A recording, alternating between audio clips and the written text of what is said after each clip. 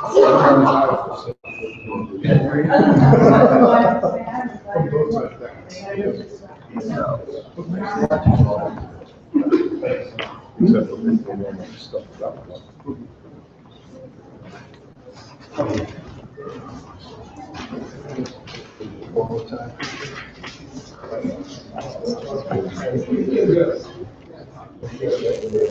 because you don't do it. You want to plug in on this end? Oh, I'm good. Sorry. Oh, got it. Thank you.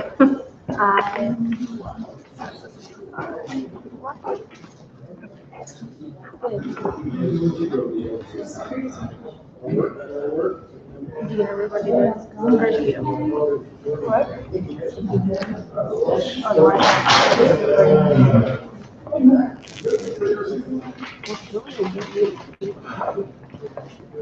I guess I could read the ambient of it. Good thing I got it.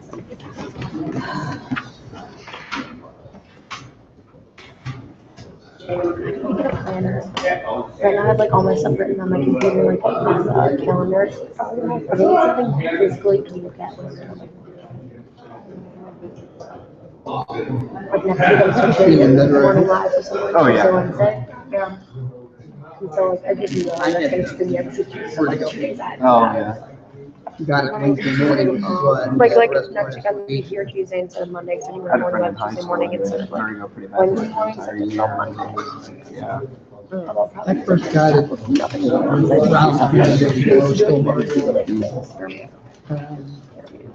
I get it every, the first time I was at for a week. Since then I usually will do it right over the day or two. But this one came and my doctor thought I messed it up. It fell on the ice 3 weeks. When I came back thinking I went better, I can't wait to live for life. Back there.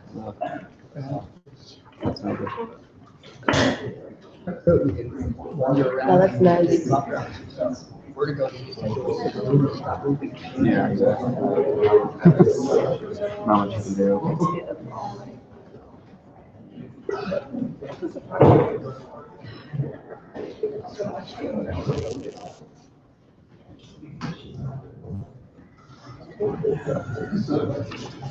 Wait, this is the first right? It seems like they're still just going to reach the base right now. No, I'm here. Well, start of week 5 when you're already having a house hearing, Senate hearing on 2000. Yeah.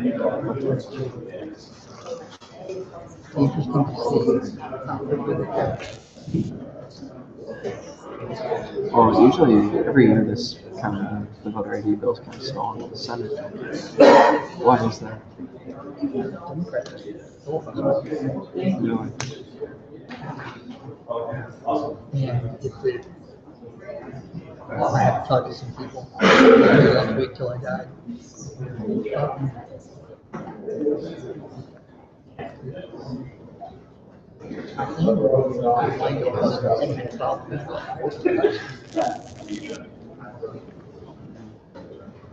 In some ways, this is a hard issue.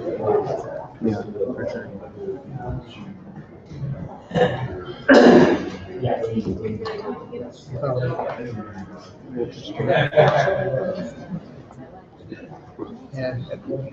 Well, I can't get that hearing in the school stuff.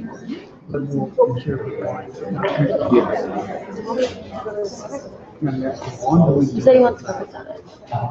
In the hearing in the house. Yeah. So I'm gonna I get the issue. I just didn't realize that. Well, Yeah. And 4 years those ago. are like pretty much The previous question. Oh, no, see that. I've never seen nothing happen the last 3 days. High school.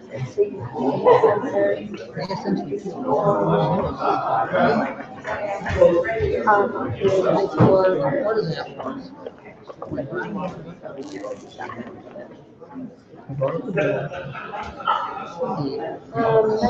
their high school voucher before to be able to drop it. There's no way. That's why Tim has in this week. So all I can do is talk about it. There's no way to do it. Like potentially, right?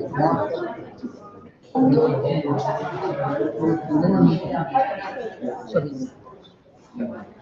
The next authorities next to me, right?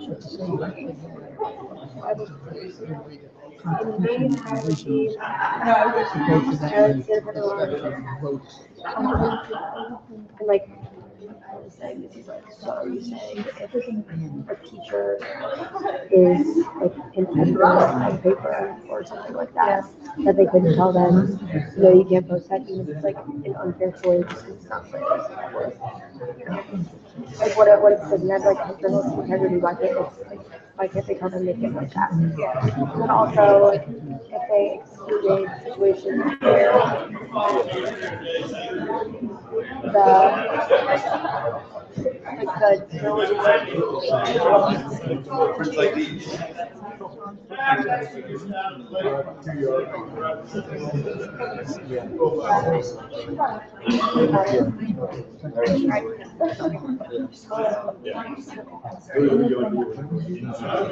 that's part of what they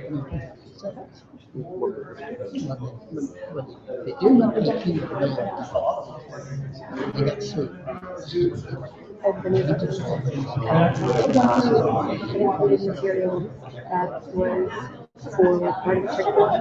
You're like, well, that would not include anything of Jason's ever considered school education. So this actually wouldn't have any teeth in any higher education institution or any like anything that was so that was kind of like that. I think I'm not like what I want to do for the night. I was like said I might not be able to do it, like I might be looking go try to talk to a journalist or whatever, and see like how big of a problem it actually is part of like the school administration and like what they can do about that, what are like the rules as far as not being able to say bad things about school board versus like you can't say that if it is actually fair and accurate story and stuff like that. One of my enterprise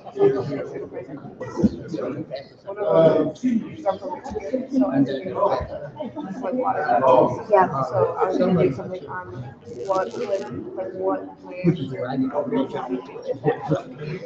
yeah. So you're paying any attention to Wasson over Senator Farr?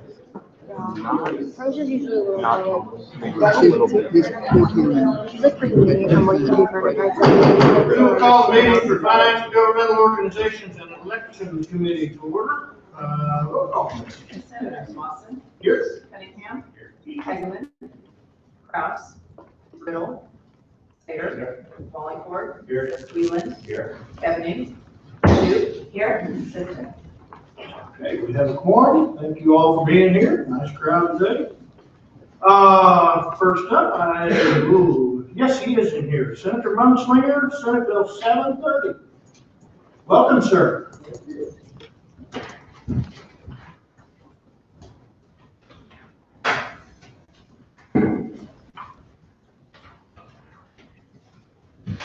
Mr. Chairman, members of the committee, records, Senator Ryan Munzlinger from the 18th District.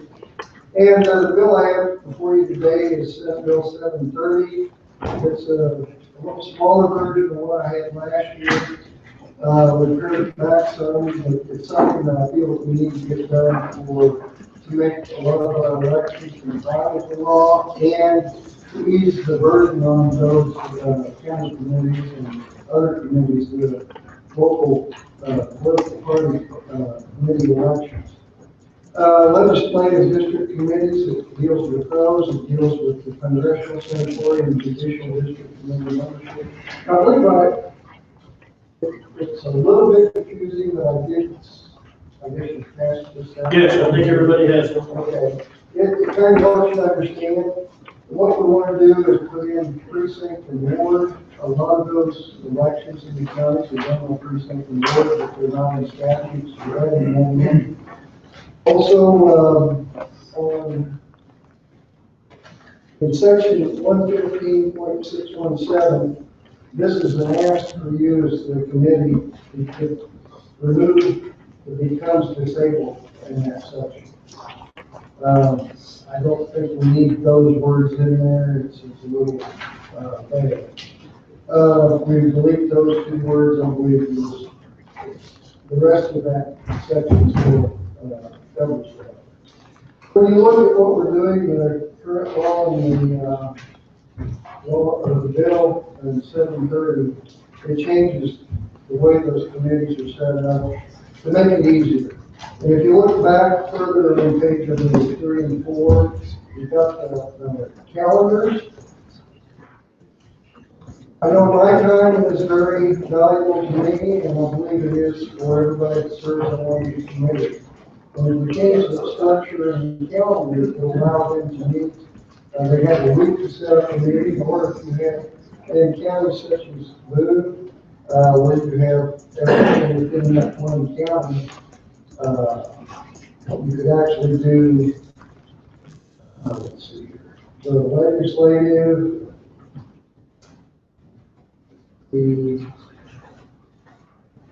well, you could do several in one night actually if you work the project. But these are some things, like I say, that I feel that we need to do to make the county community structure work a lot better. I tried to answer any questions, but I think if you look through the handout, it's pretty well explained. Probably better than I have. Any questions for the sponsor? Yes, Cindy, sure. Thank you. I don't really have anything substantive yet, but I think that we're missing on the first page of the bill, section 115.607, no person shall be elected or shall serve as a member of a, I think you need to say, city or county committee, right? I mean, that applies to both of the new group, the city committee, as well as the county. In that very first line.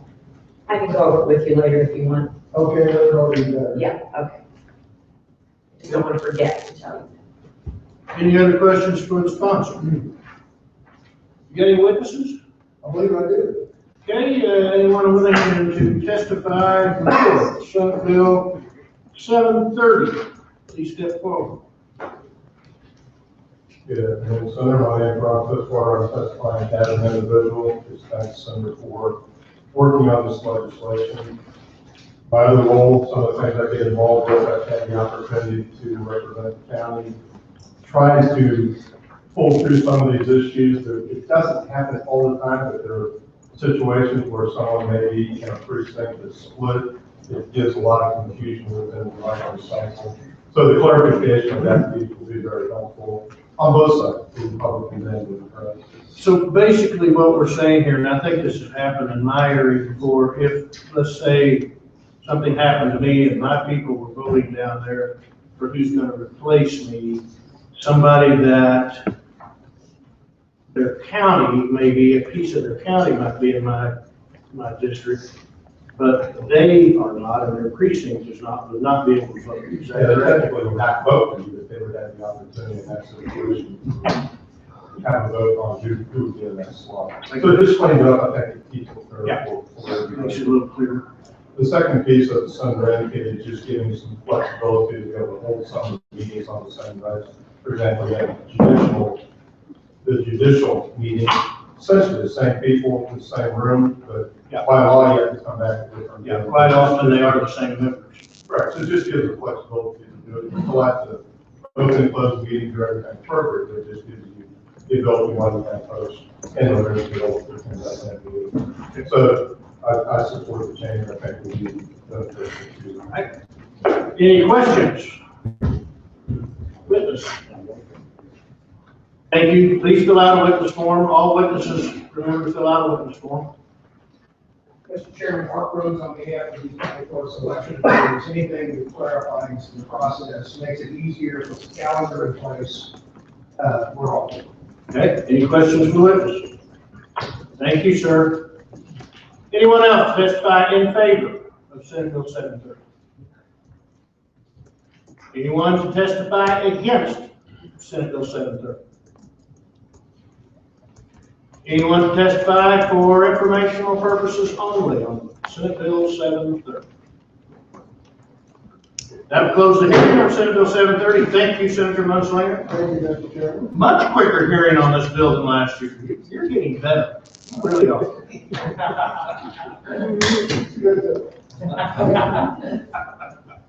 Okay, next is Senator Onder, Senate Bill 772. Welcome, sir.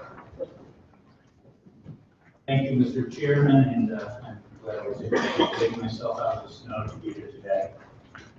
Mr. Chairman, members of the committee, Bob Onder, representing Senate District 2 of St. Charles County. Thank you for the opportunity to present Senate Bill 772, which passed through this committee last year. It would provide that the state not require maintenance of licensure or maintenance of certification as a condition of practicing medicine in the state of Missouri. And to understand what this bill does, some background information is in order. In Missouri, physicians are eligible to obtain a medical license after 4 years of medical school and after passing a 3-part licensing examination. After obtaining that license, physicians are able to maintain that license by doing 25 hours of continuing medical education each year. Now, most physicians complete some training beyond the mandatory 1 year to obtain a license. This training is usually known as residency or fellowship. Examples of residencies include pediatrics and internal medicine. Examples of fellowship include endocrinology, cardiology, in my case, allergy immunology. And after residencies or fellowships, doctors can take additional exams to become board certified. Now, for various reasons, not all physicians are board certified. And in fact, 26% of physicians in the state of Missouri are not board certified. To require a so-called maintenance of certification, which is actually a proprietary product of the American Board of Medical Specialties, would immediately result in us losing 26% of our physicians. The requirements of maintenance of certification by AB, MLS, and American Board of Internal Medicine have gradually become more expensive, more onerous, and most physicians would say less and less relevant to the practice of medicine. All this bill is really asking for is that the maintenance of certification, maintenance of licensure schemes not be used as a requirement a requirement for licensure. And the other part of this is to I'll say ameliorate the so-called 3 strikes provision. It would allow the Board of Healing Arts to grant exceptions to the requirement that each step of the licensing exam be passed within 3 attempts and within a 7-year period. And I think this was something we had quite a bit of discussion on the floor about last year. At first, my bill last year, actually, the House bill, just got rid of that 3 strikes provision altogether. This instead allows the board to make exceptions under extenuating circumstances. And I think some of the witnesses will speak to some of those circumstances that might arise. So as I mentioned before, this is really, I think, something we need to do. We don't want to be throwing 23 Missouri physicians out, 26% of Missouri physicians out of practice at a time when 90% of our counties in the state, especially in rural areas, lack adequate numbers of physicians. I'd be happy to take any questions. If not, I believe we have several questions. Questions of the senator. Thank you. Thanks, the extenuating circumstances. Say a applicant was turned down. Okay. Would he have the ability to address that? No, he really won't. It's really up to the board as to whether they accept his extenuating circumstances. But this is pretty subjective. So I would say the extenuating circumstances would be subjective. And I think we'll have examples of that in a little bit, but often it's illnesses, illnesses of a family member of military service. But it would be subjective. And it just allows the Board of Appealing Arts to use of discretion as opposed to the right now the hard and fast 3 strikes rule. Okay. Senator Wallingford? Okay, all right, that's that. Anyone else, questions? Senator? Seeing none, any witnesses up? I think we have several witnesses. You could just go ahead and call for them. Go ahead, name them. Anyone like to speak in favor of? Senator on this bill, please come forward.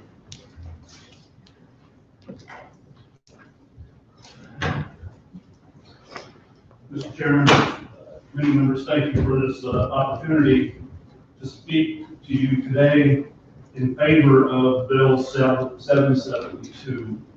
My name is Wes Powell. My wife and I reside in southern Lafitte County. We're small business owners. We own a small farm, and my wife is an independent private practice family physician in Osage Beach, and we are both members of the Association of American Physicians and Surgeons. Come here today in support of this bill, and more specifically towards the MOC portion of the bill. Instability, since my wife has opened her own practice, instability seems to be rampant within the medical community today. Physicians are expecting for the next regulation that's going to get between them and their patients, and then the decisions for the practice are often put on hold. This bill that you are hearing today helps to settle some of those concerns. Imagine, if you will, and I was trying to think of an example that maybe I could wrap around just exactly how this FSMB type of board certification might affect the legislature up here at the Capitol. I'd like for you to imagine, if you would, a private not-for-profit organization here at the Capitol that controls your ability to serve as a legislator. An organization that measured you on your knowledge of the Constitution. Now, this would cost you thousands of dollars each year to participate. And you could even attend trainings ahead of time, but there's going to be a fee for that. Your voting records would be considered test answers, and test scores would determine if you could continue to serve as legislators. You would have no way to challenge these test scores, and certainly no opportunity to voice your opinion. All the scores that are given you are final. Now, I realize that may sound ridiculous. This is an elected position that we're talking about here in the Senate. But I'm afraid that that's very similar to what could happen if the bill is not passed. A private, and I emphasize, a private not-for-profit forgive me, my tongue gets tied, FSMD is in control of testing that could be required in order for a licensed physician to operate in this state. I won't go into all the monies that are generated by this not-for-profit, but certainly in the millions. And I don't want to be misunderstood here. I'm not here to slam board certification by any stretch of the imagination. But I believe that the physician has that right to choose whether or not they want to participate in that board certification. If they feel that that's relevant to the practice, then certainly by all means they should be able to go for that.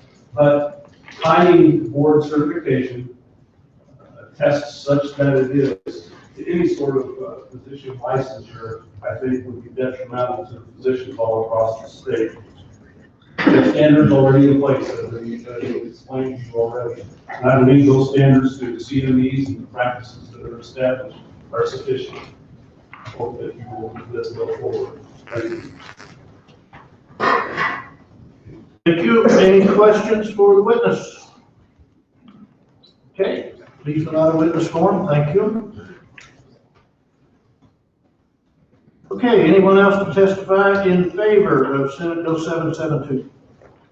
Please come forward.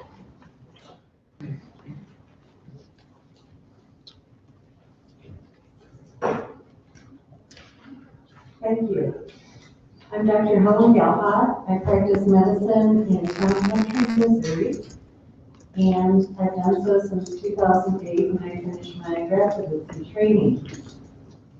This past year, the State Medical Association of Missouri passed 2 resolutions, which I had penned and was fortunate enough to be able to get pushed through the Missouri State Medical Association.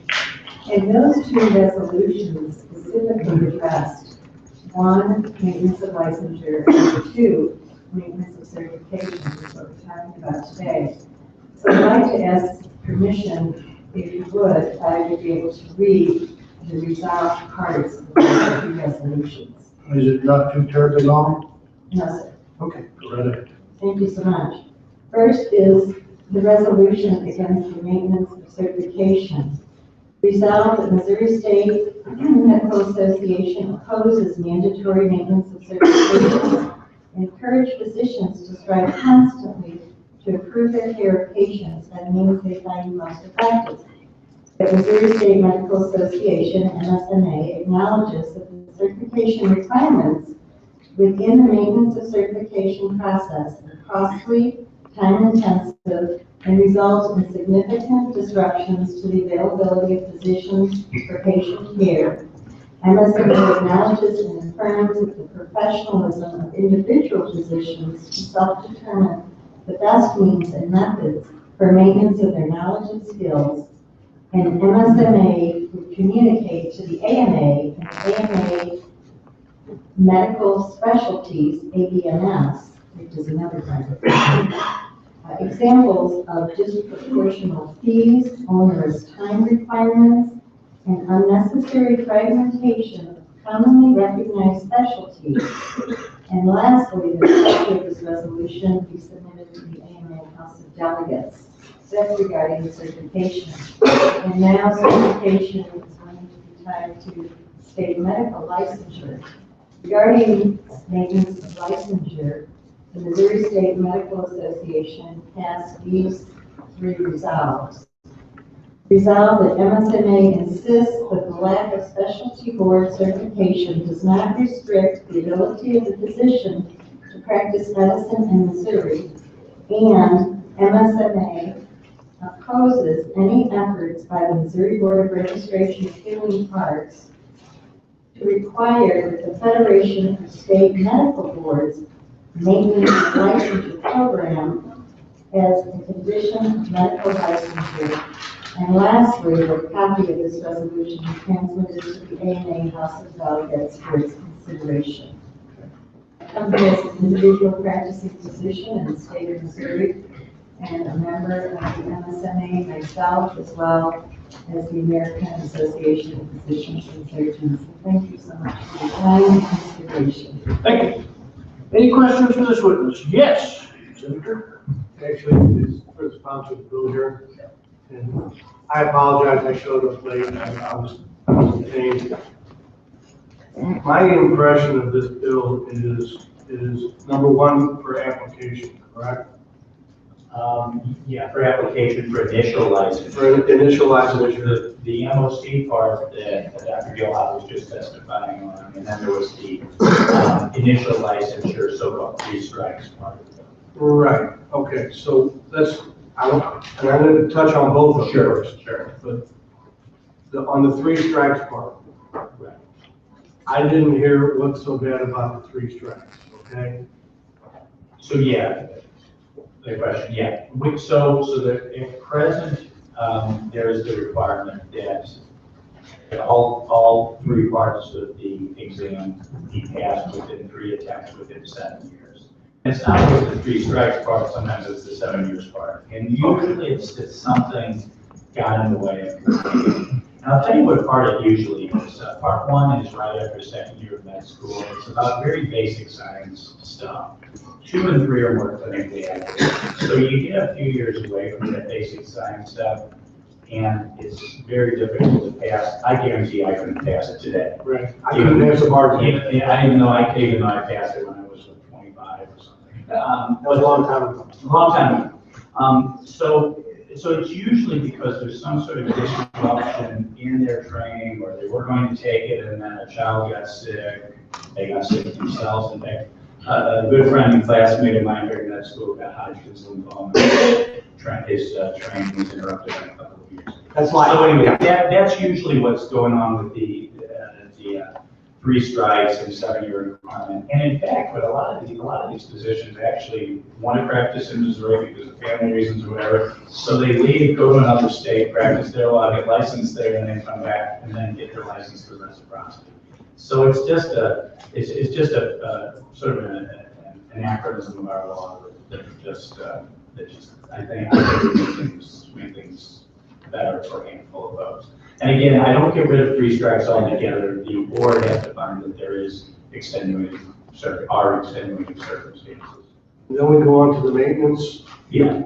You don't want to be required to show some proficiency. So we require that now in the form of 25 hours a year of continuous medical education. With the MOC, kind of my bar on the Board of Appeal and Arts requiring MOC is requiring board certification. Because right now, about a quarter of our positions aren't board certified, and for various reasons. And again, a lot of times, we could go into the reasons. Right. But we would immediately lose a quarter of our positions. The maintenance of certification is sort of a proprietary scheme that the American Board of Internal Medicine, American Board of Medical Specialties, has just come up with in the last several years. And it's very costly, time-intensive, expensive, and most of us find it to be completely irrelevant to our practice. When I was board certified in internal medicine and analogy 25 years ago, the year prior to my taking that exam, one got a permanent board certificate. It would never expire. My year was the first year that you had to take the exam every 10 years. And then only the last few years. But basically what happened is the American Board of Internal Medicine had some financial problems, probably because they were paying their members too much. Right. And they came about the money. They came up with a more costly scheme. And there's some great articles in the popular press, I think Newsweek it is, reporting on this, kind of an expose on this. So they came up with this more elaborate and more expensive scheme, and a lot of physicians are just not doing that. So now they're starting to come to institutions of government trying to encourage boards of licensure to require their scheme as a condition of keeping their license. Right. So bottom line is I'm all for board certification. I am still board certified in both of my specialties. I'm probably going to let internal medicine go when it comes around just because it's gotten so difficult and so cumbersome. I'll probably keep medicine or keep allergy and immunology up my whole life. So no one's against more training, keeping up. But right now, the way our state requires that for licensure is the 25 hours of CME. Let me ask you this. Aren't you putting the Board of Healing Arts in advanced 5-year? Aren't you putting them in kind of a position where they have to be subjective instead of objective? So now that's back to the 3 strikes thing. Yeah. So we are allowing them to, in the case, and it's only a handful of cases a year, to be subjective as to, did your life circumstances, did whatever it was that contributed to you not passing within 7 years, is that a good enough excuse? As opposed to, I don't know, I decided to travel the world for a year. I'm sorry your name died, but it wasn't your grade. Yeah, something like that. Right, whatever, yeah, something like that. So we're allowing some compassion or some subjectivity to enter into that process, as opposed to a straight up, 3 strikes. Thank you. As we discussed previously, the 7-year, I can have some empathy with 7. But I think in past the bar, how many strikes? You only get one. You only get one. You can't ever take it again. Oh, you can take it again. Yeah. How many times do you take it? There's no limit. There is no limit. As far as I know, medicine is the only limit. I don't think there's any limit on the Pharmacy CPA. was maybe 2 times. Yeah, At least it used to be. I'm not sure. It's been a long time. Yeah, but CPA bar practitioner, yes, it's. Okay. But there are some states in which they are. There is limits. There is limits. But we just heard a lawyer say he might not be able to pass the bar. I don't think he should have said that. I'm gonna harass you about that on the floor.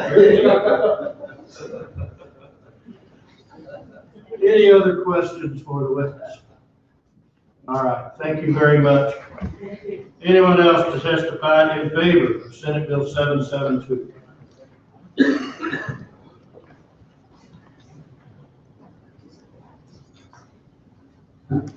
Mr. Chairman, committee members, Pat Stray, representing Judge County and county positions, and we support this legislation. It is true that probably the majority of our members are board certified, and chances are most of them that are certified will stay that way, that we do have some that are not. What we see is in positions that are getting closer to the end of their requirement, that in fact, if you're going to say to me, I'm not going for that again. It's very time consuming, it's very expensive. Not only the course materials and the cost of taking the modules, which we do put on by the way at our conferences, but also time away from patients. We think that doctors today are very well educated and that they should be able to choose the courses that help them best with their patients and with their practice, and it should be a choice. Well, I would agree that most doctors think they're very well educated. Most of that do. I would put your testimony in a nutshell. What you're saying is that older doctors particularly might retire before they would do this, and otherwise you might have them stick around 2 or 3 more years when we already have a shortage of doctors. Any other questions for the witness? There you go. That's the simple you said. Just don't ever admit that, Joe. Yes, please. The question's for either of you, both of you. The 26% that are not board certified, who are they? You talked about older people, older doctors who don't want to go through that process again. Who are they, and how does it affect their practice, or how does it affect what patients know about them when they choose to go to them or not to go to them? Sure, they're really, it's a good question. There are a number of categories. Some are older doctors who, when they began training, not everyone did full residencies.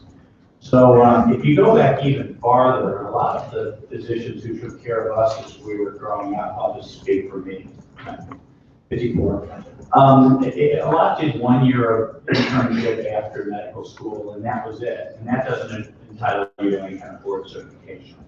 So, so some physicians, let's say, started out in internal medicine, which is generally a 3-year program, did 2 years, and then for whatever reason had to get a job, got called up by the military, whatever, and never finished. Some did all the training, were board eligible, but didn't test well, and we took the exam once or twice and just let it go. They passed their licensing exams, but they didn't, pass their internal medicine exam. So what are they practicing, and what's the difference in terms of, I've never asked my doctors. So board eligible means that you've done the training requisite for board certification, but you haven't yet passed your certification exam. Board certified means, traditionally board certified meant you did the training and you passed the exam, and then you call yourself board certified for life, just like Senator Kennedy and I both can call ourselves attorneys for life as long as we do our CLE every year and keep paying our annual fees to our pound of flesh to the bar. So then about 25 years ago, you had to do that, and then every 10 years you had to take a recertification exam. And that was an extra burden. It's something I never found that difficult to do. But some folks, when they went to take that exam, they failed it, or they decided they just didn't want to bother anymore. And others, and this is the category I'm most worried about regarding the MOC part of the bill. Other people are looking at these MOC requirements and they're saying, I am not doing that. I'll take an exam every 10 years. I'll take my 25 hours of CLE every year, or CME every year, but I'm not going to do this maintenance of certification thing because it's expensive, it's kind of a waste of time and money. Yeah, so. So my question is, how does it affect their ability to practice? It doesn't sound to me as if it does. I think most of us think that the experience of doing the residency, whether in internal medicine, pediatrics, family medicine, was a very valuable experience. And I think some of us feel that studying for that initial exam was worthwhile. And perhaps even taking the test every 10 years is worthwhile. But as time's gone on, some of these tests, these requirements, again, especially this new MOC stuff, is downright irrelevant. And some of it involves, I don't know, very, very lengthy questions. Some involves questionnaires that you send other physicians and asking about the quality of your practice. Well, no one's ever going to send it to someone who's not their friend and who's not going to say good things. It's just a lot of busy work that I don't think has any relevance. I'm not asking my question well, because I'm not, if you don't do these things, if you don't continue to be board certified, right, you're still a doctor. No, you're still a doctor, right, that's right. So you don't have to do these things that we talk about, the board certification or. At present we do not, no. So, okay, and those people who don't, 26% of them now So are doctors. They have a license just like I have a license. Okay. So. Yeah. So right now, as I sit here, I'm board certified in two things. My license isn't any different than the license of the doctor who's not board certified. And I don't think that's a problem with it, and especially considering the alternative, which would be to knock 1 out of every 4 physicians out of practice at a time we really have a physician shortage. So you can still practice regardless of whether you're board certified. Why are we concerned that somebody's not passing their tests? No. So the MOC part of this just says that the Board of Healing Arts will not in the future require MOC. See, these non-governmental boards are becoming very aggressive at trying to get hospitals and so on. Well, but try to get to the meat of her question. Yeah. What you're trying to say is this bill will say it won't ever affect. Is that It won't, right? That's pretty much. That board certification never will be the condition of license. Right. But it won't ever say those 26% can't practice. Right. I think that. Thank you. Yeah, that's good. Yeah. Any other questions for the witness? Thank you very much. Anyone else testify in favor of 772?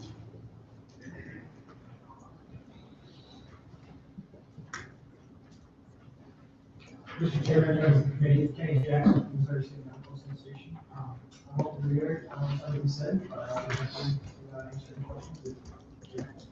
Questions for the witness? Thank you.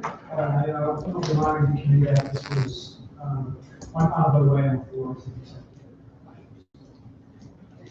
Thank you. Anyone else testify in favor of Senate Bill 772? Committee Brad Basil from Missouri Associated Hospital Physicians. I'll just quickly speak to your question about the 3 strikes or the 7 years. It didn't change a large amount of votes. We get requests maybe once every 2 years of somebody that has, a life experience. And to give you 2 examples, one of each. We had a gentleman whose, I believe his mother and his child were both diagnosed with cancer within a 6-month time frame.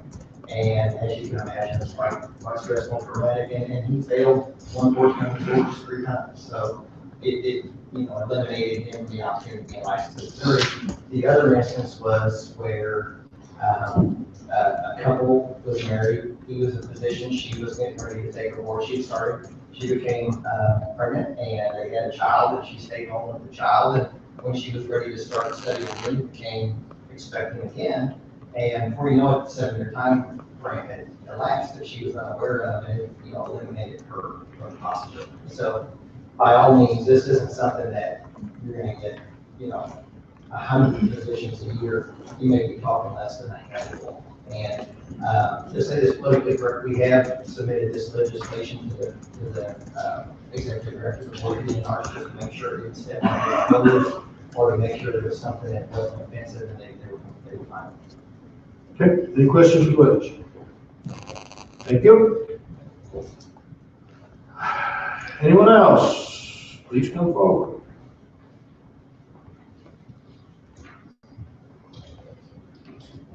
My name is Lisa Finette, and I'm just a citizen, and I'm here to give a personal example of why I support this bill. My daughter was diagnosed with a congenital divergent hernia, and I went to one of the senior best OBGYNs in St. Louis. And when I was there, he had all the accolades behind his name, and when I was diagnosed with this, he told me that all that was done to help these kids were unsuccessful experiments that were done on sheep, and they needed to abort. And I didn't take that advice. And I went and I sought out another physician that, by the way, did not have all these things, the certification tests. And my daughter is here, she's alive, she's great. And I asked that same physician that they didn't use that death sentence over my daughter, how many other people he had said this to, because this was in a very affluent neighborhood. And he said several. And I said, what did they do? And he said, they all elected to abort. And I said, that wasn't an election. That's the only option he gave. So I'm here to say that this maintenance and certification just gives a false sense of security, because you look at that and you say, oh, well, this is the best and the brightest. And those other ones that came before me, they didn't seek out a second opinion because they thought he was the best and brightest. So I'm here to support this bill because of that. Questions for the witness? Seeing none, thank you. Please fill out a witness form. Anyone else testify in favor of Senate Bill 772? Seeing none, anyone to testify against Senate Bill 772? Seeing none, anyone to testify for informational purposes only on Senate Bill 772? Closing the hearing, Senate Bill 772. Next, our own Senator Mike Cunningham introduced Senate Bill 932. Thank you, Senator Onder. Thank you.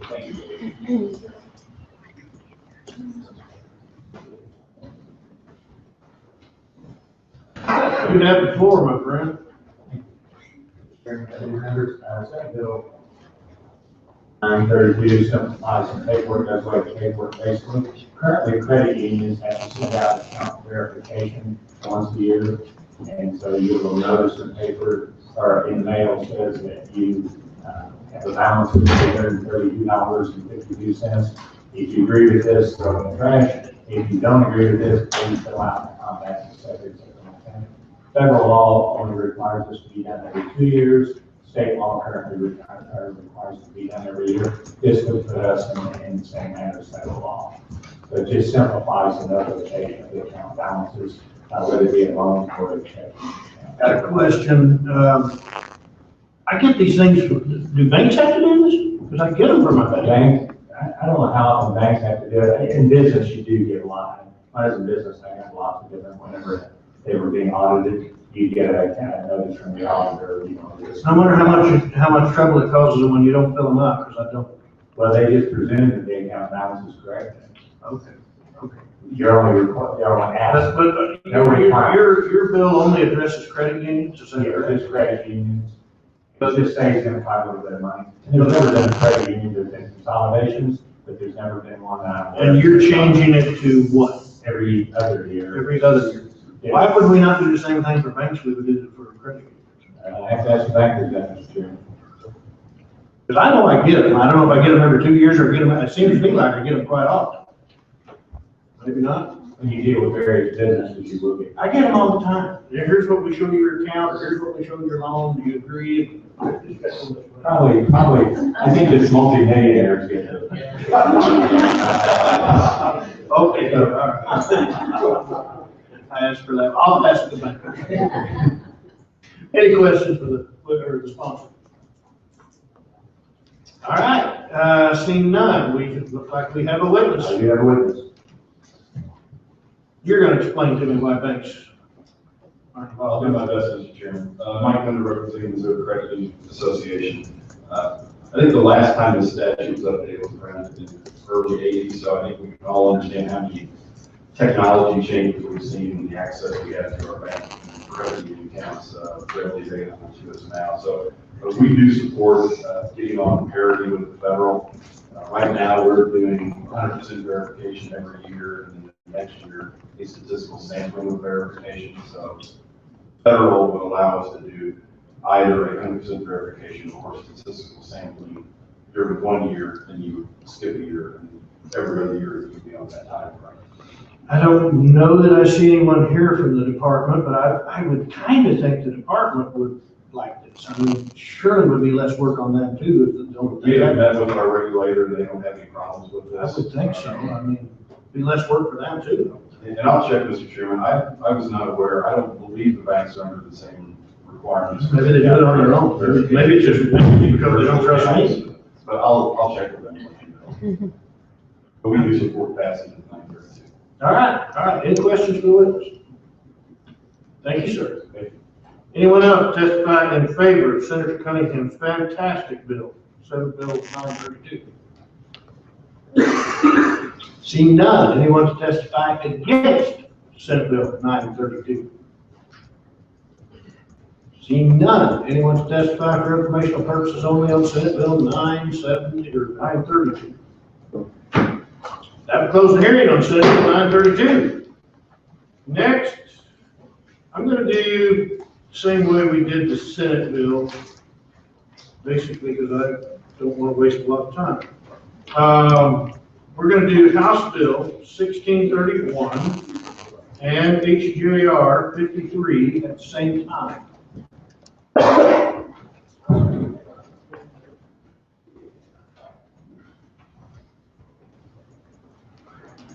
Either one who would like to take off, who's right? Thank you, Mr. Chairman. For the record, my name is Tommy Duggar, represent the 141st District, which is right here in Washington County. Gotcha. Thank you this morning, this afternoon for hearing HCR 53.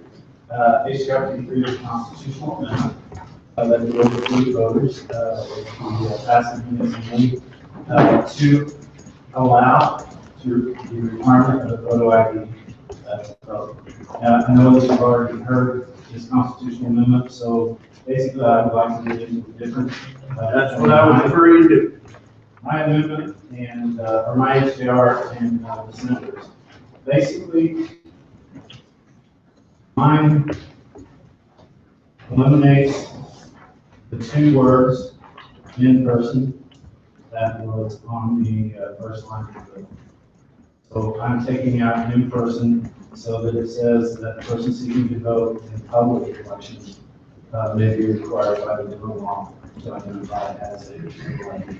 The reason I'm taking out in person is because I think in the future, if we ever want to require this for absentee ballots or something changes down the line that affects elections, we would not have to come back and amend our constitution. We could simply make a change in the statutes. So I'm just kind of changing it for that reason. And that's the only difference, Mr. Chairman, in my HCR and the one that previously regarding this amendment. That's it. Okay. Any questions for this sponsor? Seeing none, would you like to explain yours now? Mr. Chairman, members of the committee, Representative Justin Alferman, representing the 61st District with Northern Franklin, Gasconade, and Osage counties. And before you today, I have House Bill 1631, which is the statutory language of how a photo ID requirement will be implemented in the state of Missouri. This is very similar to previous versions of this bill, but the most dramatic change, and I think the most important change, is that we've made safeguards in this bill to make sure that the state pays for 100% of the cost to obtain an ID if you do not currently have one, and also pays for the source documentation in order to obtain that ID from any other state and the state of Missouri, so that there is no undue burden on any voter who is trying to obtain one of those IDs. We've also raised the age of 65 to 70 for the exemption of who can vote provisional and not be required to have a photo ID. So your change would make no cost to the local authorities, correct? There's no cost to local election authorities. The 115 different independent election authorities would not bear the brunt of this cost. The cost of implementation would be entirely up to the state, and if the state does not appropriate the funds necessary for the implementation, the provisions of 1631 do not go into effect. The reason we do that is it's a clawback provision. We can't find the hand of future legislators or the appropriation of future legislators. So if for whatever reason future legislators don't decide to, future general assemblies don't decide to fund this provision, they will not be going into effect. And I'll see my good friend, Joe, a question here. What is the fiscal? I'm glad you asked that. The fiscal note says the first year of implementation 10.7 million, but that's under the assumption that there's 253,496 registered voters who do not have a current ID. Those numbers are parsed with the Secretary of State's office and the Department of Revenue, and those statistics come from March 2009. I do not know why it's 7-year-old data, but that is what came back in the fiscal note. So I would make the assumption that that 253,000 number is inflated, but that'd be a question for the Secretary of State or the Department of Revenue. All right, thank you. Questions for this witness or sponsor? I apologize. I see you still have a question. Go right ahead. So, to the best of your knowledge, there's never been a case of voter impersonation in the state of Missouri? I'm sorry, please repeat that? Has there ever been a case of voter impersonation? Senator, it's almost entirely impossible to catch this without having a photo identification requirement in place already. How can you, it would be almost impossible to catch that if you don't have it requirement. So I think your answer is no. I mean, Senator, it's hard to document whenever you can. Well, yes or no is one way or the other, right? Has there ever been one document? To my knowledge, no, Senator. Okay. Really close. Not right now. Thank you. You'll get your chance. And the fiscal note is really $17 million, right? 10 million the first year, 4.5 million the second year, and 2 million the third year. According to this one, yeah, that would be correct. So $17 million. But Senator, That's not the problem we don't have. The Senator, that's an assumption that these records are correct, and that all 253,000, if that is the number, would go out in the first year and try to obtain a photo identification for inquiry. Okay, so assuming that the law is correct. There's a lot of assumptions in the fiscal note. There's a lot of assumptions in every fiscal note. So we're talking $17 million. Where's that money going to come from? Well, Senator, that is future legislators in order to find money. I see what we're doing. So we're just going to throw a $17 million fiscal bill out there and hope we take it away from the University of Missouri, our early childhood education, or where are we going to take this money from? You go through the appropriations process every year like I do, and we know that every GR dollar is valued, and we'll have to find some money in the budget. For a problem that we don't have. I would say that the opportunity for voter impersonation is very real, Senator, and making sure that elections are, whether we have 100% validity in them, it's hard for me to put a cost on that. Thank you. All right. Any other questions as we find out that Joe would have passed that part of our exam? Any other questions?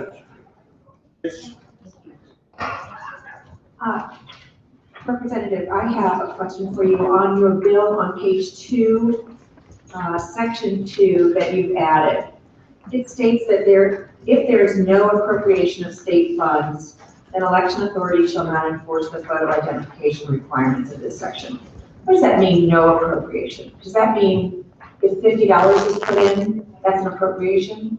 No, Senator, I think if no appropriations to cover the cost associated with the implementation of this, I think you can make the assumption that that is. I don't ever like to assume, because we know that future legislatures don't interpret things the same way those of us sitting here do. So I would suggest if you're going to move forward with this, that you clarify that.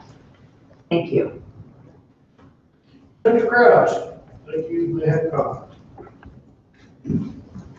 Are you familiar with other states that have implemented photo ID and how many IDs were issued?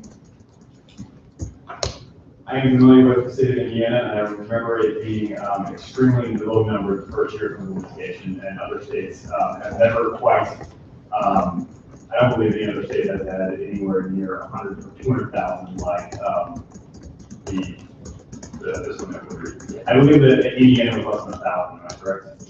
I think it was Alferman that implemented it, and it was 1,300 in 3 years. So to think 200,000 is going to get an ID is extremely exaggerated. And I don't know, I'll find out and get it. Any other questions for the sponsor? All right, both of them have had their say. Anyone to testify in favor of House Bill 1631 and HJR 53? Come right ahead. If anybody was your opinion from Missouri License Freedom, also got a witness sheet for Carl Beer, but you got it from Missouri. I just wanted to give you this on also. We just spoke with whatever is important. Okay, thank you. Tony, would you mind giving up your chair for the witness? All right, come right ahead. Any questions for this witness? Okay, thank you. Good afternoon, Senators. My name is Paul Evans. I'm a resident of House and Senate District 17. But I'm here to testify and answer your question. There has been a case of voter fraud, and it's been well documented in the Kansas City Star, also I believe that the St. Louis newspaper is on. It has been a kind of an issue of my mentor, Jack Cashel, of Kansas City, and it involves the J.J. Rizzo election in 2010. He was elected through obvious voter fraud. It was admitted that there was fraud in that election. He won by 1 vote, and 2 of the voters in that election later admitted voter fraud. They were residents of Gladstone, but they voted in a Kansas City election. So it's been pretty well documented. It's been somewhat forgotten because frankly nothing happened. That to me is the most disturbing issue of this, because when voter fraud occurs, unfortunately the corruption reaches very high. For example, State Judge Steve Nixon refused to authorize a recount in a 1-vote majority election, even though there were testimonies by election judges that there were irregularities at polling places. So this is not a trivial issue. It certainly has occurred, and I don't know that it's occurred since. My wife serves as election judge in our local polling place. The biggest cause of irregularities is people who move and they're lazy, they don't re-register, and they go to the wrong polling place. That's the number one issue that it is. But we had a flagrant example. I mean, this was the national news. Harking back to the tender gas era when they used guns and billy clubs and things go. Of course, we didn't have that, thank God. But we have had voter fraud, and this bill certainly would help address that issue. Nothing just like, speed limits do not prevent motorists from speeding, but that's in the right direction. Thank you. Any questions for this witness? Yes. I would concede that there are instances of voter fraud. And I'm not aware of specifics in the case that you mentioned. But I would argue that is a case of voter fraud and not voter impersonation. I think in that case, the person that voted never claimed they were somebody else, which is what this legislation is designed to do. You can move them from one jurisdiction to another and vote in your old jurisdiction, and I would concede to you that's voter fraud. This legislation won't stop that. Your driver's license is still going to have your old address on it. Well, in answer to you, Senator, I would just point out that when I took my grandson to school this morning, I had to furnish a photo ID to get into the school. Photo ID is the way things are. I just came back from a long trip in China. And people ask me, well, what's the difference between China and the United States? Frankly, there's almost none. You gotta have photo ID everywhere you go. If you go down to the federal building in Kansas City, you will furnish a photo ID or you won't get in the building. Now, obviously, to get in the State House, I didn't have to do that. You didn't have to do that. I didn't even get searched. No. But, you know, And there's 200,000, you heard the testimony, there's 200,000 people in the state that don't have a photo ID. That data was obviously. That data. And what is your background for that? Do you have that there? Well, the date of the study. Okay. So do you think in the last 7 years, those 200,000 people got a photo ID? Well, photo IDs are readily available to non-drivers. If you're a driver, you got it. So you just have a feeling? We're talking about taking the right for someone to vote away here, okay? So are we gonna do it on just a feeling? Senator Bill is not. Yes, we are. You can file a provisional ballot. Which doesn't get counted. This has been a myth. The liberals have started. We are denying people right now. I am fed up to hear. This is the kind of BS that goes on at Missouri University. And I'm sorry, Thank you for your testimony. This is ridiculous. Any other questions for? Commissioner Parks, go ahead. So it's going to be your testimony, Paul, that if these two individuals, they obviously wanted to try and influence the outcome of the election by voting for potentially their nephew. They did. And the talk was that they were just one of many. And that's not They were convicted in federal court. And to the senator's point, that's not impersonation fraud, but it's fraud in the election process. And I think you can assume that if you didn't have an ID requirement, a photo ID requirement, that the chances of getting people to go vote for other people would likely go up if you're trying to influence elections. The possibility is there that could happen. I'm sorry. To me, this is lawyer equivalent to talk about voter impersonation and voter fraud. I mean, to a voter, it's the same bag of snakes. Oh, we appreciate corruption, and as we all know, there is corruption in Kansas City. There's corruption in St. Louis, corruption. Paul, we appreciate you coming up and testifying and giving us your viewpoint. Any other questions? Thank you.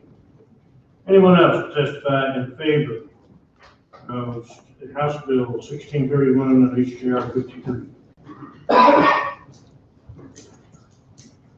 Seeing none, anyone to testify against?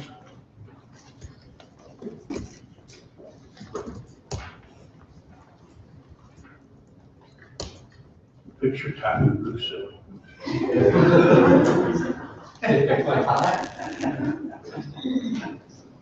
I'm actually feeling a little ill today, so I'll try not to touch it today or breathe. All right, we appreciate that.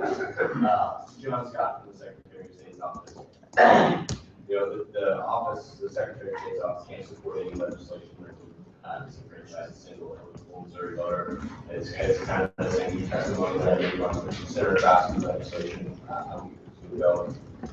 Again, as the chief elections officer of Missouri, it's the Secretary of State's job to make sure that only eligible voters vote, that every eligible voter has the opportunity to vote.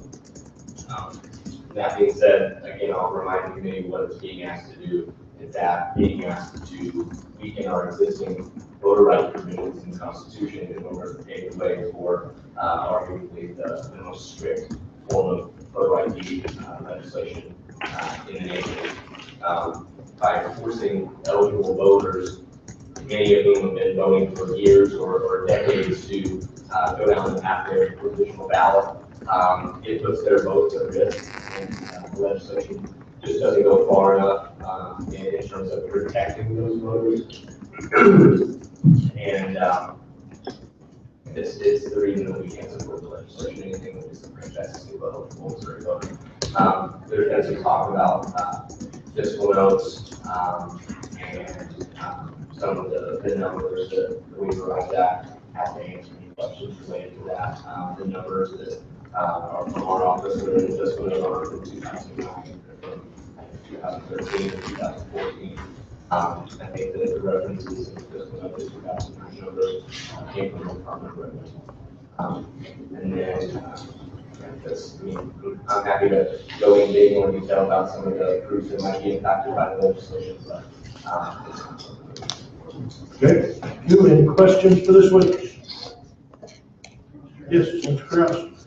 So you said your numbers are in here from 2013? I have to look. I think they're 13 or 14 whenever we, the last time that we compared some of the, last time that we did a check. So it's 2016. We didn't do the due diligence to check to make sure that we got up-to-date numbers for the fiscal note. Your testimony is saying the numbers in here from 2013. It's 2016. I'm asking you why we didn't do the due diligence to update the fiscal note. I think that we use numbers based on the last presidential election. That's the, sorry. So we're using numbers of people that are eligible that do not have an ID, and we're using the data from 2013 because it's the last presidential. Is that your testimony? Can you say that one more time? So you're using 2013. We're using eligible voters that do not have IDs, but we're going back to 2013 because it's the last presidential we're using. I don't understand why we wouldn't go to 2015 to look at our numbers, see who is registered and who doesn't have an ID, and identify the correct number for a fiscal note. My testimony is that the 220,000 number is accurate. Okay. Even though you said it's 2013. Okay, next question is, if we made this where the 4 million people that currently are registered with IDs had to show their IDs to vote with the Secretary of State for it, if we just required those that had IDs, the 4 million people in the state of Missouri that are registered voters that have IDs, if it just required them to bring their IDs, would the Secretary of State be for that legislation? I'm not going to get into hypotheticals about what position we would take if the bill was changed in this way or that way. I'd be happy to look at any changes. Why would you not want to testify on this? Because we potentially could go to the floor and amend this bill. It would be nice to know what the Secretary of State's viewpoint is on a change on this legislation, whether he would support or oppose the legislation. I'd have to look at the language. The office would have to look at the language. If the bill simply stated, very simply, that those that have an ID must show an ID, would the Secretary of State support that legislation? We would review any new language and the So you're refusing to answer the question? No, my answer to the question is that we can't support anything that would disenfranchise a single eligible Missouri voter. And that wouldn't disenfranchise any eligible voter because you're just requiring an ID for those that have an ID. Our office will analyze any new language that we see. Thank you, Mr. Chairman. Thank you. Any other questions for this witness? Thank you. Hope you get feeling better. Anyone want to testify against HB 1631 and HJR?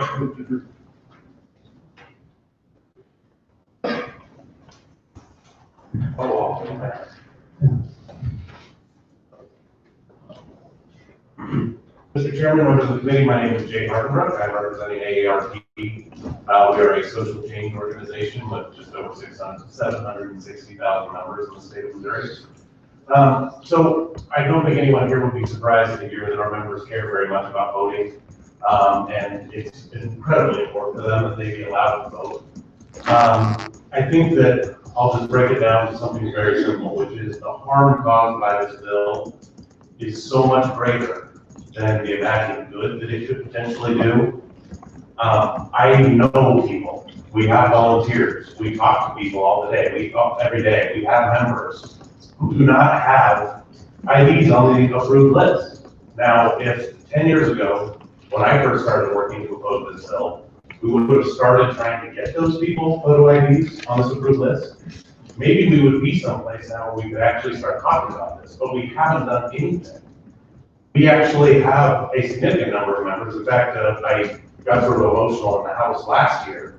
We had a volunteer who passed away last year. She was in her 90s now.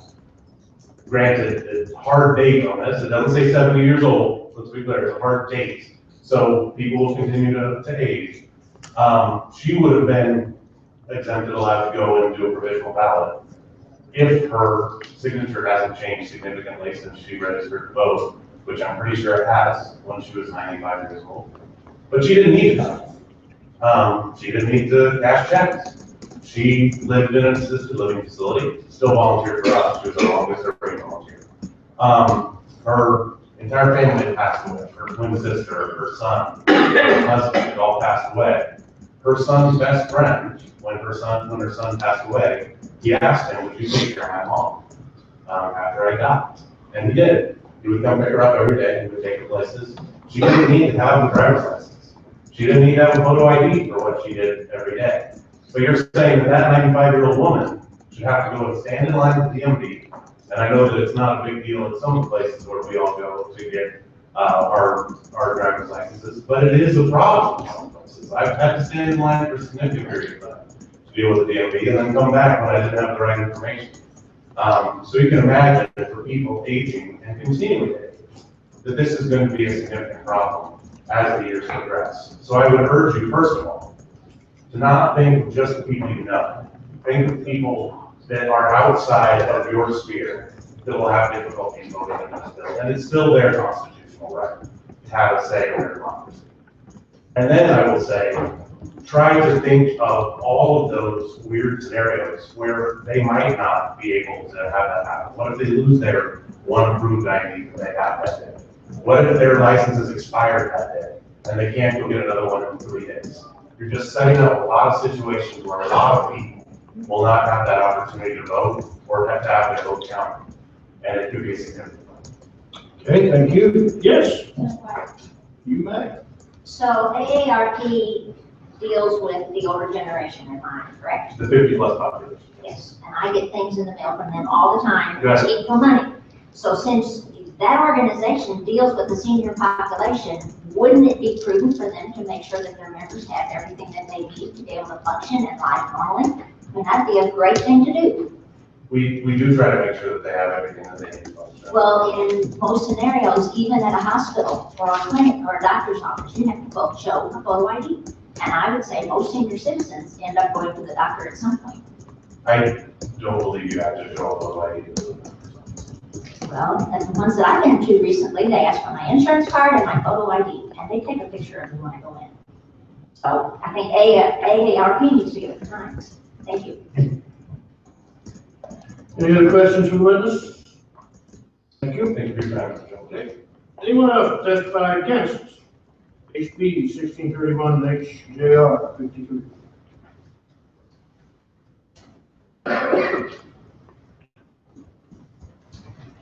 Mr. Chairman, there's been the obligation on behalf of Missouri Indiana, all of our folks who mentioned our testimony on this. They're not retired. They are active employees who work with a contract and elected officials' name on the contract. And some of them also teach government. They tend to pay attention to these issues. As we spoke in the Senate bill hearing, we think there are two compelling reasons to be concerned about the way this bill currently reads. One is that we believe the Supreme Court got the policy concerns right. Second, and a part of that is, and Kennedy noted, is the area that probably deserves the most support in terms of the work of our county election officials is in making sure that registration is timely, accurate, and updated. If a photo ID is presented and you are registered improperly, the photo ID confirms your ability to vote correctly. So the focus in terms of the support given to the county election officials that we rely on for our elections is headed in that direction. But perhaps more profoundly, in terms of the way this bill reads, the concern is the unworkable and impractical nature, and from the perspective of citizens, probably the unfixable, unacceptable nature of the idea that the fundamental statute that spells out how citizens will identify themselves is going to vary depending on the whims of the appropriations process. That language is profoundly effective in terms of who makes the determination of whether an appropriation has been made, how much satisfies the trigger, how does notice come to the revised statutes, how and when does notice come to the county election,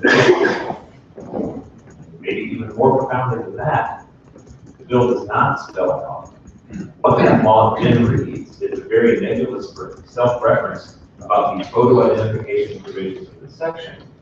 But if you read the actual working parts of the bill, up in the very first subsection, it's talking about that this subsection it really provides the only list of personal identification that is acceptable. So it really was both the citizens and the county election officials in a tremendous quandary. You cannot believe this would be the intention of this committee or the General Assembly. This issue has to be dealt with. We also would urge against the bill because of the policy considerations, but we feel compelled to again articulate our profound concerns that this will essentially damage irreparably the fundamental statute. We'd also point out that because it says no appropriation is a triggering condition, law needs to be drafted precisely because the court ultimately has to make a determination. No, from our perspective, means zero. $1 in a court of law cannot be interpreted as no appropriation. It does not say sufficient. It does not have some kind of process to determine whether a condition of sufficiency has been met. These are, we believe, profound and significant concerns. We implore you to fix these problems in any bill you consider that relates to our county election officials and conduct of elections. Please reach and we strongly oppose the bill. Questions for the witness? Thank you. Thank you for your time. Anyone else testify against?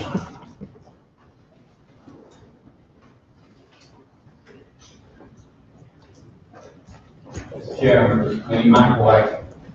Look out now. Thank you, Director. We looked at this bill. The basic principle, full and fair participation. We acknowledge the concern with voter fraud. Our concern, if you look at the bills, particularly the constitutional amendment, there's no explicit provisions in there that there be an extensive public awareness. Voter fraud, okay. Full voter participation. You've got to look up both principles.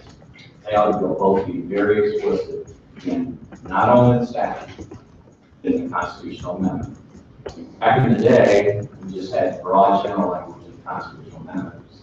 But now, in Cunningham, we have all kinds of details.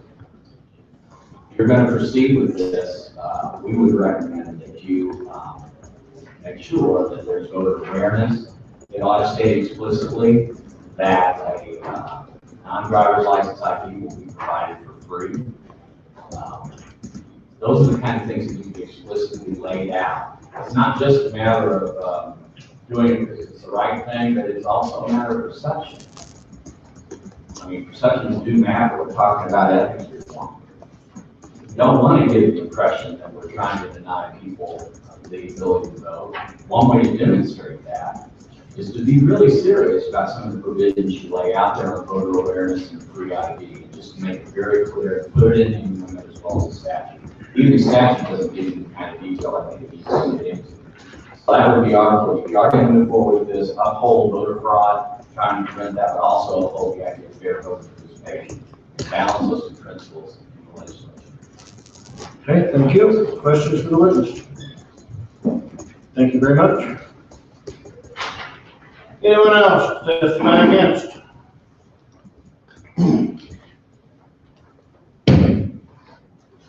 Mr. Chairman, members of the committee, I keep representing the ACLU. Is there anyone to go on record in opposition of both these? Questions for the witness? Thank you very much. Please allow the witness form. Anyone else testify against?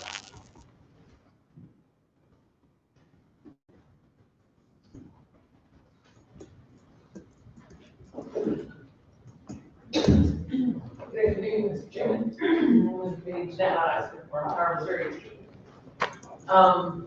We also believe that this bill would mean that persons who ought to be allowed to vote might not get to under certain circumstances. And it even could be you. I don't know if you are like me, but sometimes I'm real sure where my wallet is And it turns out it's not where I thought it was, because I carry a lot of different things around. If I was running a little bit late, as the polls were about to close, and I arrived and it turned out that the bag I had with me wasn't the one that my wallet was in, I might deny it be denied the right to vote. That's my next view as well. We are especially concerned about the difficulty of keeping updated IDs for persons with low income. You've been saying people who don't have one now will be provided for free, but lots of folks have one now, but it expired. And managing to have the money to get it renewed right at the time that it's expired isn't always there for folks. If there is an unusually cold month and they have a higher than usual utility bill, maybe they wait to renew the photo ID.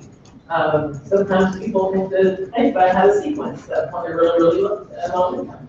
So a person who ought to be allowed to vote, but who is poor, right now they can prove that with something besides the photo ID and go ahead and vote as they have for years. Maybe every election judge sitting there knows them in person and knows that they're not impersonating somebody else. But because they can't use anything that this government issues photo ID, they would be denied the right to vote. Another category of people who may have difficulty are transgender persons who are in a transition because often they don't have a photo ID that has a gender marker on it that matches who they're presenting in the world as just been. And some of those folks are even veterans. There's a Vietnam veteran at our church who, when a Vietnam veteran was presenting in the world as male, and presenting in the world as female right now. Often people with low incomes can't afford gender confirmation surgery and go for years in that situation where their gender marker on their photo ID does not match who they look like when they show up at the polls. So there are a number of people who might not be able to get to vote if we make this change, which is unneeded because, as yes, someone has cited the case of something's going on that needs to be fixed. Yes, there are lots of other kinds of voter fraud, especially the thing where people get registered who don't exist and therefore don't go to the polls. That maybe somebody makes some money trying to register people to vote and make up some names and addresses. That's illegal now, and when people get caught, they do go to jail for it. So we think that this is not an improvement, and that it in fact will disenfranchise a significant number of people, and we urge you to vote no. Any questions? Any questions for the witness? Thank you very much. Anyone else testify against this? House Bill 1631 and HJR 53. Seeing none. Anyone to testify for informational purposes only on House Bill 1631 and HJR 53? Mr. Chair, may I ask one more question? You may. Thank you. Sorry, I know you were trying to pack up there to leave. I do have a question for you about, I know that in this bill, it's my understanding that you're offering to pay for underlying documentation and the photo identification for somebody who is indigent. Is that correct? That would be, yes, that is correct. Assuming that they do not already have a form of ID that's already been issued. That's correct. So here's my other question. So some people who are very low income, don't have a car, their access to transportation is a public transportation. Sometimes they have, like all of us, responsibilities that make it difficult for them to get out. Does your bill provide for the transportation for these people to get to where they need to go, to get their underlying documentation as well as their photo ID? Does it pay for days missed at work or provide a caregiver if they're taking care of an elderly or sick child? Tell me about those kinds of hidden costs. Right. Just similar to the way if you had to go register to vote, you still take time out of your day in order to go register to vote. It's similar with this, take time out of your day to go and source documents as well. So notification and costs that those are not covered. I can go to register to vote on a Sunday at that public library, but I can't necessarily go to a public office to get the documentation that I need on a Sunday. So it is limited. So people who that may be available to them if they can get themselves to where they need to go during the time. And those costs associated with like loss of taking time off from work and everything like that. Supreme Court has ruled on that as well in order to obtain the photo identification. I believe they ruled on that in Indiana, and they ruled that that was not undue burden on the individual. As long as the state pays for the actual source documentation and the obtaining of the actual ID. Thank you. Thank you. Thank you. Any other questions? Okay, no informational purposes. That closes